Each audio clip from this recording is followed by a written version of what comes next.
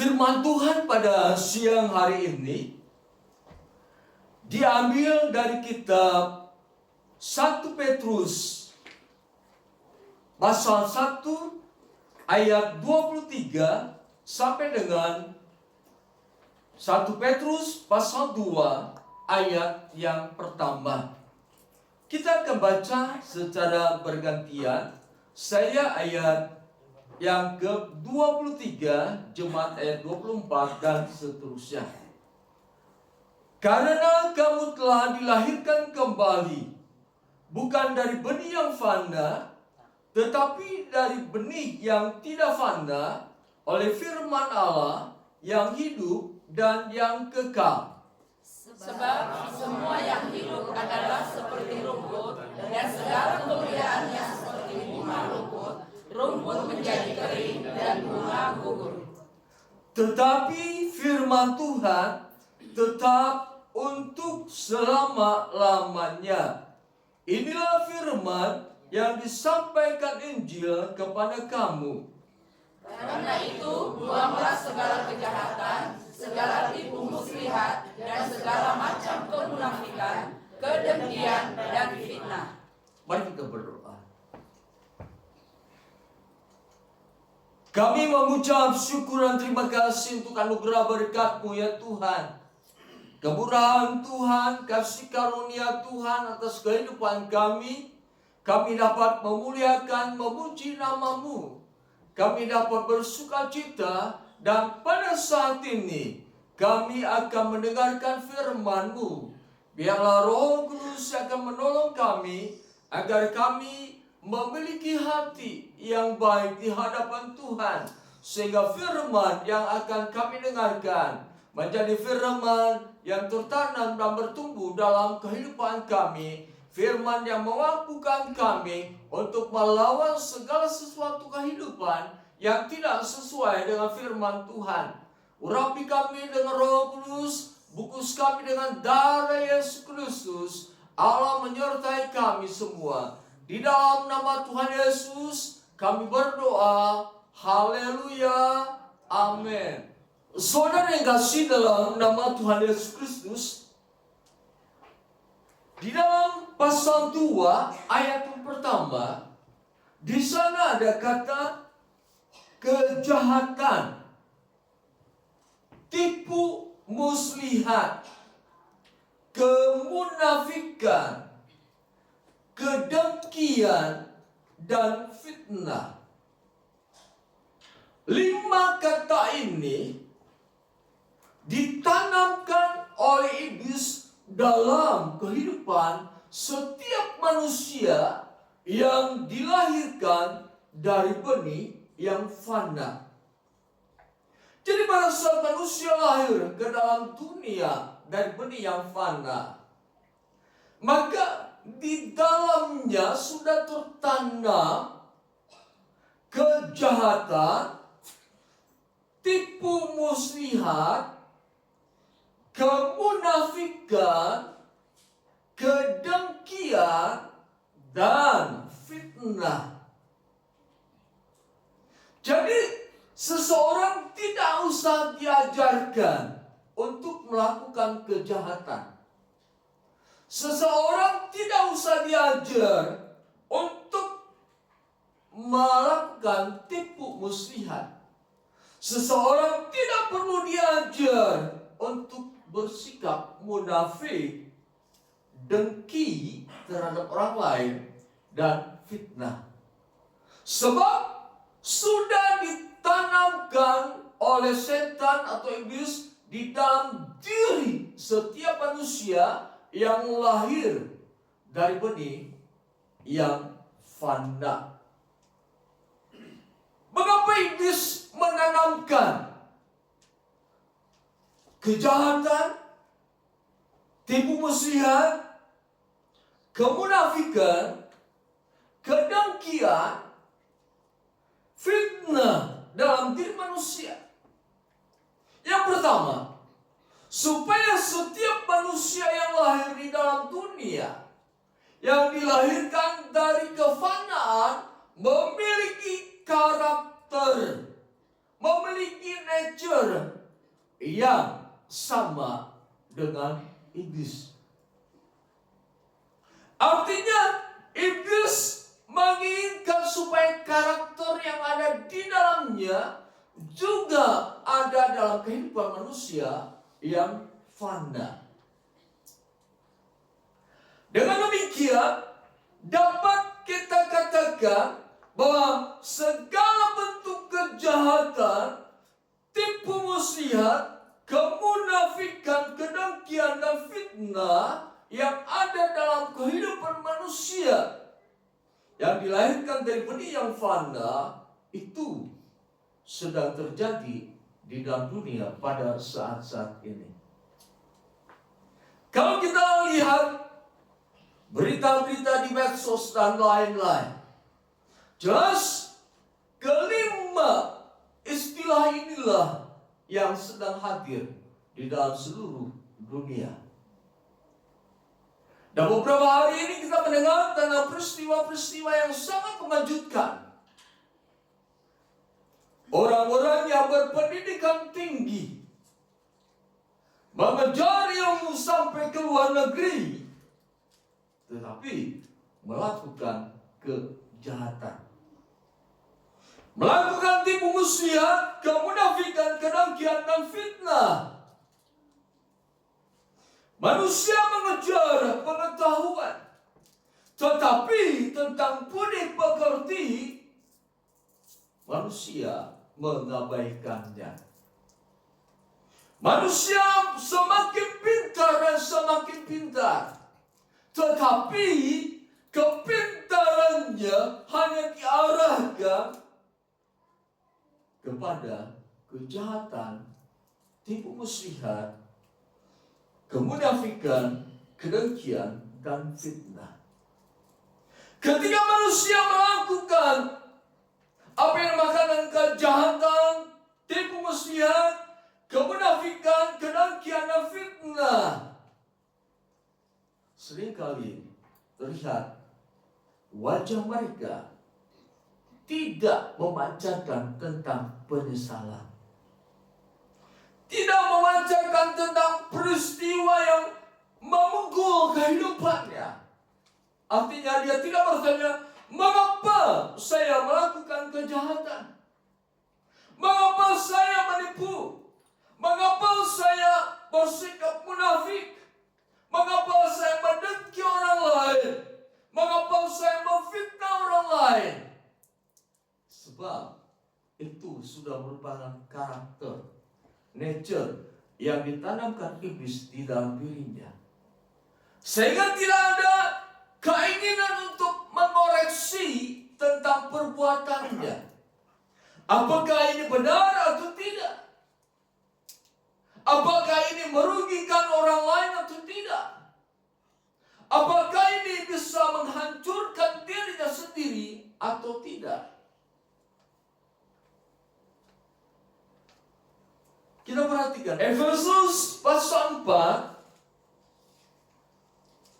ayat 25 sampai dengan 31.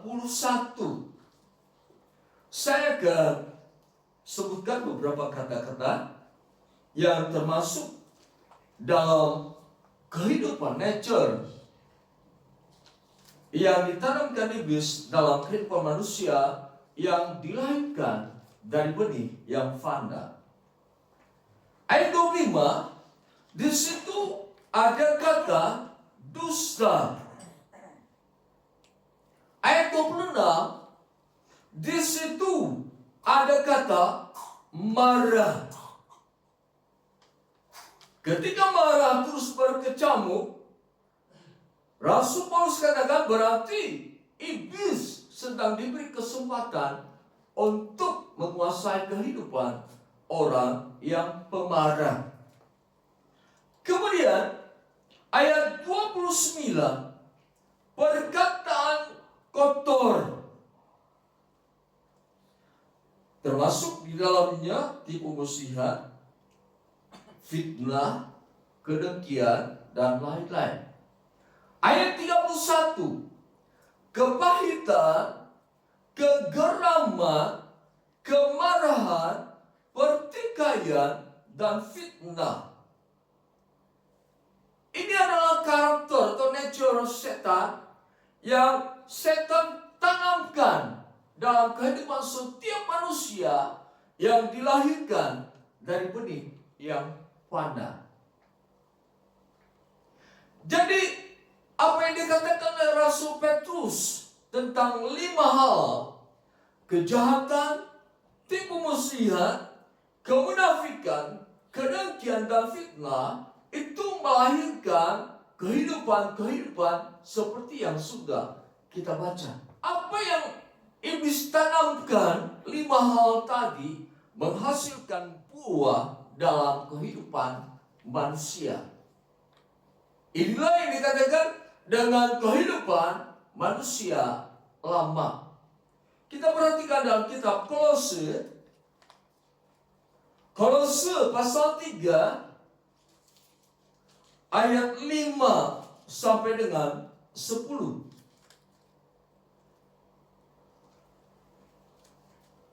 Dikatakan dalam ayat yang kelima, di sana ada percabulan, kenajisan, hawa nafsu, nafsu jahat, dan juga keserakahan yang sama dengan penyembahan berhala. Ayat yang ke-8, marah, geram, kejahatan, fitnah, dan kata-kata kotor yang keluar dari mulutmu. Ayat yang ke-9, saling mendustai. Jadi yang dimaksud dengan manusia lama adalah manusia yang memiliki karakter, memiliki nature yang di dalam seluruh aspek kehidupannya berasal dari iblis.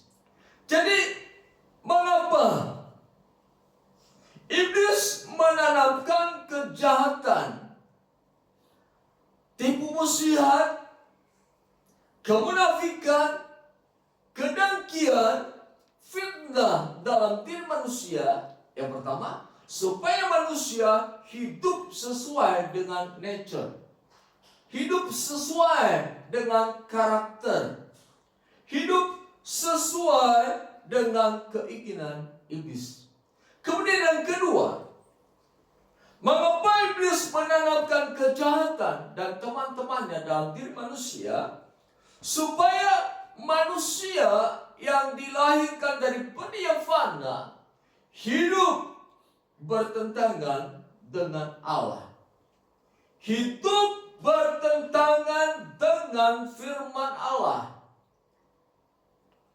Saudara mengerti bahwa kejahatan, tipu muslihat, kemunafikan, kedengkian, dan fitnah itu adalah kedagingan.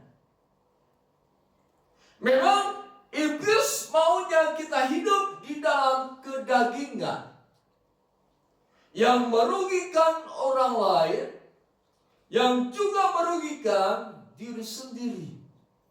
Sebab pada saat manusia, pada saat orang percaya hidup di dalam kedagingan, jelas ini kehidupan yang bertentangan dengan Allah.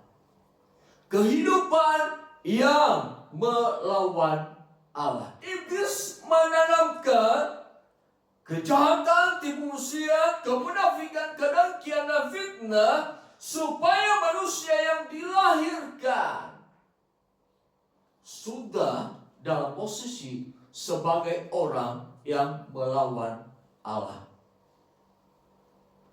Atau sering kali kita mendengar seseorang yang sejak kecil sudah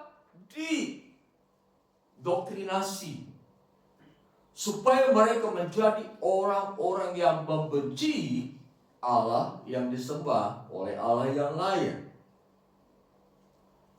Itu memang satu karakter, nature yang ditanamkan oleh iblis dalam orang tersebut. Satu sikap yang melawan Allah.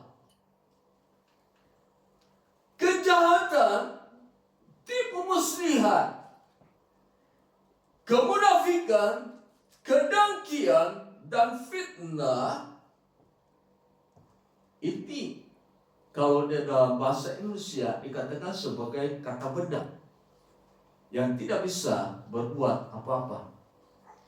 Tetapi di dalam bahasa aslinya dikatakan di dalam kejahatan, tipu muslihat, kemunafikan, kedengkian, dan fitnah, di situ juga ada yang dinamakan dengan konsep berpikir.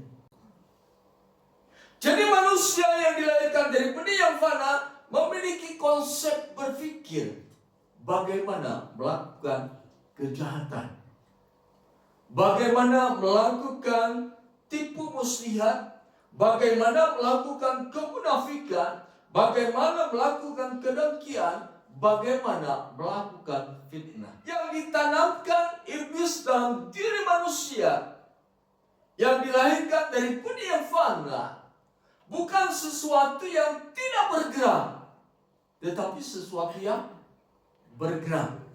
Sesuatu yang bisa berpikir, sesuatu yang bisa menguasai pikiran. Saudara yang dikasih dalam nama Tuhan Yesus Kristus, kejahatan, tipu muslihat, kemunafikan, kedengkian, dan fitnah itu adalah kedagingan. Kedagingan adalah hal yang berlawanan dengan Allah dan firman-Nya. Mari kita perhatikan kitab Roma. Roma pasal 8 ayat 5 sampai dengan yang ke-8. Kita baca bersama-sama. 3, 2, 1. Sebab mereka yang hidup menurut daging memikirkan hal yang dari daging. Mereka yang hidup menurut roh memikirkan hal yang dari roh. Karena keinginan daging adalah maut, tetapi keinginan roh adalah hidup dan damai sejahtera. Sebab keinginan daging adalah perseteruan terhadap Allah, karena tidak takut kepada hukum Allah, dan tentu memang tidak mungkin baginya. Mereka yang hidup dalam daging tidak mungkin berkenan kepada Allah. Jadi di dalam kehidupan manusia yang dilahirkan oleh benih yang fana, setan menanamkan kejahatan, tipu muslihat, kemunafikan, kedengkian, dan fitnah.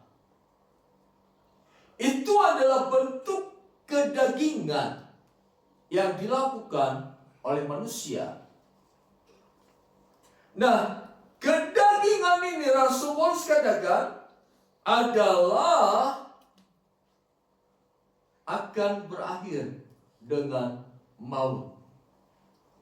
Kedagingan adalah merupakan sikap hidup yang berseteru dengan Allah. Kedagingan adalah kehidupan yang tidak takluk kepada hukum Allah. Maunya hidup tidak sesuai dengan firman Allah. Kedagingan tidak mungkin berkenan kepada Allah. Manusia yang dilahirkan dari benih yang fana, secara otomatis dia sudah menjadi orang yang tidak berkenan di hadapan Allah. Dia sudah menjadi orang yang tidak takluk kepada hukum Allah. Dia sudah menjadi orang yang kehidupannya tidak sesuai dengan kehendak Allah. Jadi setiap manusia yang lahir di dalam dunia ini dari benih yang fana sudah dikondisikan seperti itu. Hidup menentang Allah dan hidup dengan karakter atau nature iblis itu sendiri. Dan manusia yang dikatakan lahir daripada yang fana ini. Ternyata sikap hidup ini terus ada dalam kehidupan orang percaya. Di dalam 1 Petrus pasal 1 ayat 23, karena kamu telah dilahirkan kembali bukan daripada yang fana, tetapi daripada yang tidak fana, oleh firman Allah yang hidup dan yang kekal. Pasal 2 ayat 1, karena itu buanglah segala kejahatan, tipu muslihat, segala macam kemunafikan, kedengkian, dan fitnah. Rasul Petrus mengirim surat kepada jemaat yang ada di kota perantauan. Hai orang-orang percaya, kamu sudah dilahirkan kembali. Kemudian di dalam pasal 2 ayat 1, buanglah. Berarti orang-orang percaya yang ada di perantauan, mereka sudah menamakan diri sebagai orang percaya, tetapi masih memiliki karakter, nature yang ditanam oleh iblis di dalam dirinya. Rasul Petrus katakan, buanglah segala kejahatan, tipu muslihat, kemunafikan, kedengkian, dan fitnah. Buang dari dalam dirimu. Dalam bahasa lain dikatakan, lemparkan kejahatan, tipu muslihat, kemunafikan, kedengkian dari dirimu. Lemparkan. Artinya harus dikeluarkan dari kehidupan kita. Buanglah juga berarti bersihkan dirimu dari segala kejahatan, tipu muslihat, kemunafikan, kedengkian, dan fitnah.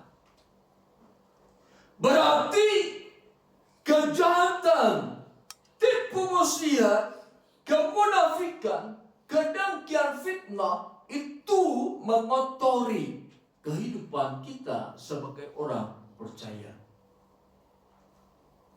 Istilahnya, kita sudah dilahirkan baru. Tetapi kalau kita hidup di dalam kejahatan, tipu muslihat, kemunafikan, kedengkian, berarti kita kembali mengotori kehidupan kita. Sebagai sesuatu yang telah dijadikan baru, tetapi kita kotori dengan kehidupan manusia lama. Rasul Petrus katakan, buanglah segala kejahatan, segala tipu muslihat, dan segala macam kemunafikan, kedengkian, dan fitnah. Karena apa? Karena kamu sudah dilahirkan kembali. Kamu sudah dijadikan baru oleh firman Tuhan. Firman yang kekal.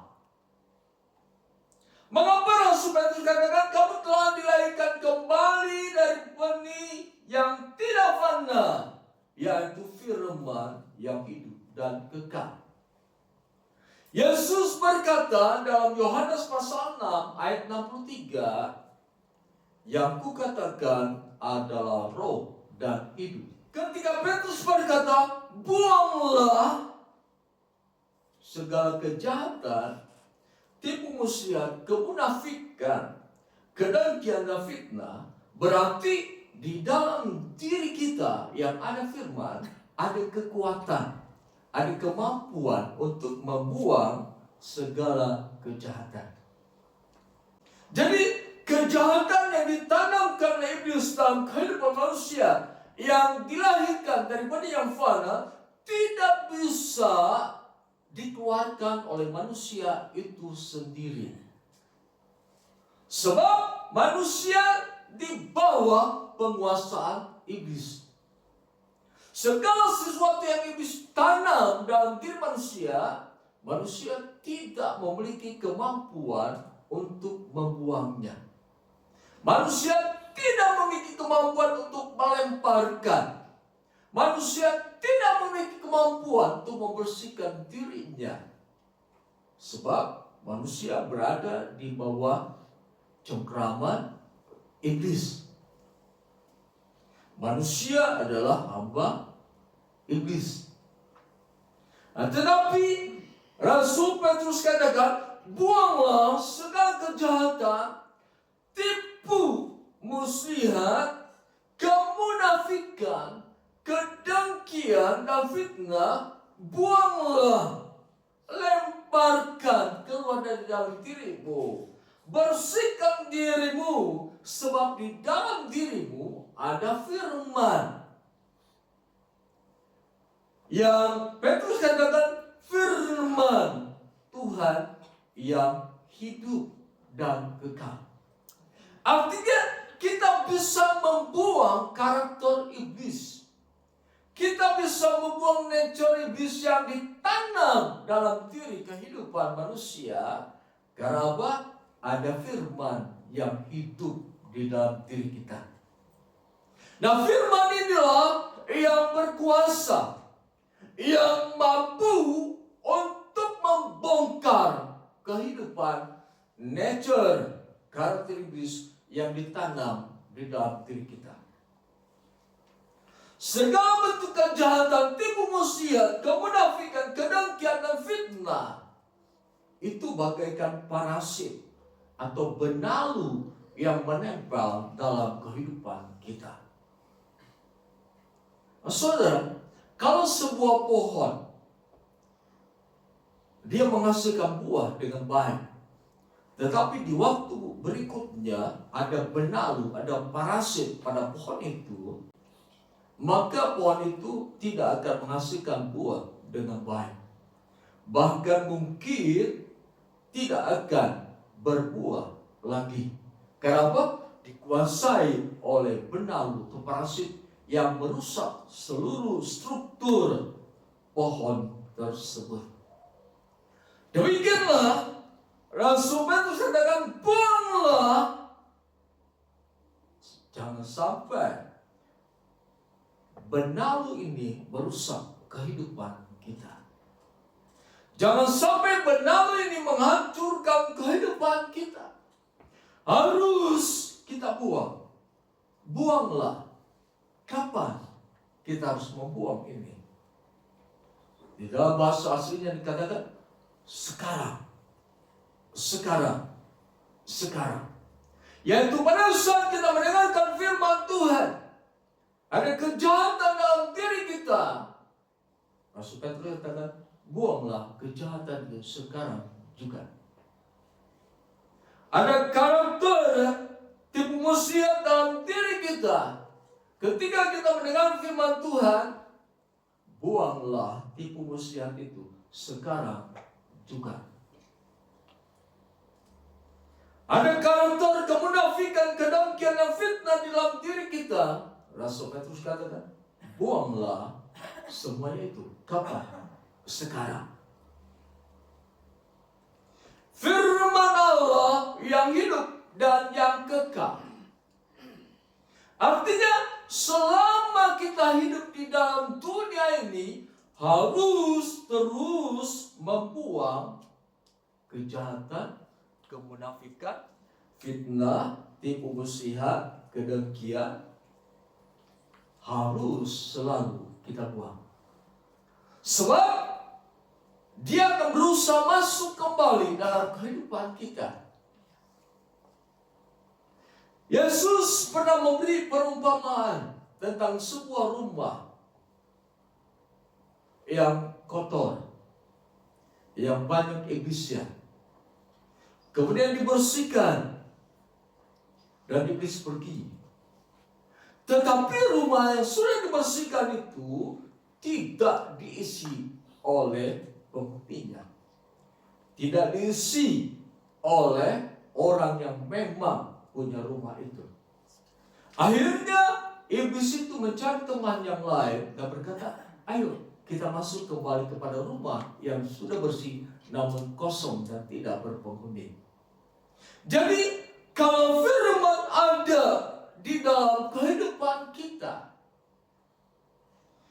segala bentuk apa yang sudah ditanamkan iblis kita bisa membuang itu. Kita bisa melemparkannya. Kita bisa membersihkan diri kita. Karena ada firman yang hidup. Firman yang kuat dalam diri kita. Untuk sekarang dan selama-lamanya. Jadi dalam kehidupan kita untuk selama-lamanya adalah pemenang. Bisa memenangkan dari kehidupan, bisa mengalahkan segala bentuk kejahatan, tipu muslihat, kemunafikan, kedengkian, dan fitnah dalam diri kita. Kita bukanlah menjadi orang yang harus selalu tunduk kepada kedagingan. Kenapa? Ada firman di dalam diri kita. Ada firman yang hidup, ada firman yang kekal di dalam diri kita. Oleh sebab itu, saudara yang kasih dalam nama Tuhan Yesus Kristus, kita adalah orang-orang yang sudah dilahirkan kembali. Yang sudah dilahirkan bukan dari benih yang fana. Nah, segala bentuk kehidupan yang tidak sesuai dengan firman harus kita buang. Yang harus tertanam di dalam diri kita adalah firman yang hidup dan yang kekal. Nah, kalau kehidupan kita dipenuhi dengan firman Tuhan, maka kita akan menjadi warga kerajaan Allah yang menikmati kerajaan Allah. Apa itu kerajaan Allah? Roma pasal 14 ayat 17. Saya sedang coba berdiri. Kita baca bersama-sama. Roma pasal 14 ayat 17. 3, 2, 1. Sebab kerajaan Allah bukanlah soal makanan dan minuman, tetapi soal kebenaran, damai sejahtera, dan sukacita oleh Roh Kudus. Mengapa kita harus hidup sesuai dengan firman Allah? Mengapa harus dipenuhi kehidupan ini dengan firman Allah? Sebab kita adalah warga kerajaan Allah. Setiap orang yang hidup dalam satu kerajaan harus tunduk pada peraturan kerajaan itu. Kita berada dalam kerajaan Allah harus tunduk kepada firman Allah. Harus tunduk kepada ketetapan Allah. Kalau kita sudah tunduk kepada ketetapan Allah, maka kebenaran, damai sejahtera, dan sukacita akan menguasai kehidupan kita. Ketiga hal inilah yang harus kita raih, yang harus ada dalam diri kita, sehingga segala perbuatan kita adalah kebenaran. Perbuatan kita perbuatan yang sesuai dengan firman Allah. Segala bentuk keadaan di dalam diri kita, kesusahan, tangisan, ratapan, kesengsaraan, penderitaan, kita tidak akan digoncangkan oleh keadaan ini. Kita tetap memiliki damai sejahtera. Ketika firman hadir dalam kehidupan kita, ketika firman menguasai kehidupan kita, maka Roh Kudus akan mengerjakan sukacita di dalam diri kita. Tidak punya uang yang cukup sekalipun, kita tetap bersukacita. Bersukacita, mengapa bersukacita? Sebab ketika kita bersukacita, kita melakukan firman Tuhan. Firman yang kita lakukan akan bekerja untuk mendatangkan kebaikan bagi kita. Saudara yang kasih dalam nama Tuhan Yesus Kristus, kita adalah manusia ciptaan baru yang sudah dilahirkan kembali oleh benih yang tidak fana, yaitu firman Tuhan. Nah, firman Tuhan ini adalah firman yang hidup dan yang kekal. Artinya segala bentuk karakter manusia lama bisa kita buang. Bisa kita lemparkan keluar dari kehidupan kita. Kehidupan manusia lama itu mengotori kehidupan kita. Dan kita bisa membersihkannya. Karena ada kuasa firman yang dikerjakan oleh Roh Kudus dalam diri kita. Kita adalah warga kerajaan Allah. Kita dikodratkan untuk hidup di dalam kebenaran. Dikodratkan untuk hidup di dalam damai sejahtera. Dikodratkan untuk hidup di dalam sukacita oleh Roh Kudus. Berapa lama?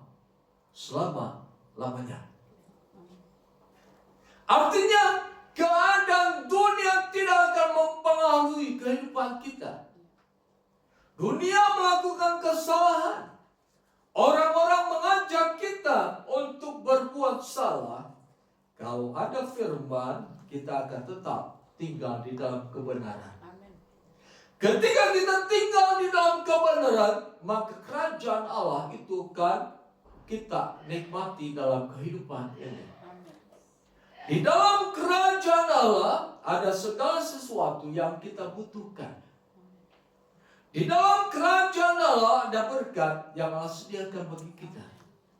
Di dalam kerajaan Allah ada segala bentuk kehidupan yang indah yang disediakan untuk kita. Jadi kita adalah warga kerajaan Allah yang dikodratkan, ditetapkan untuk menerima seluruh kebenaran.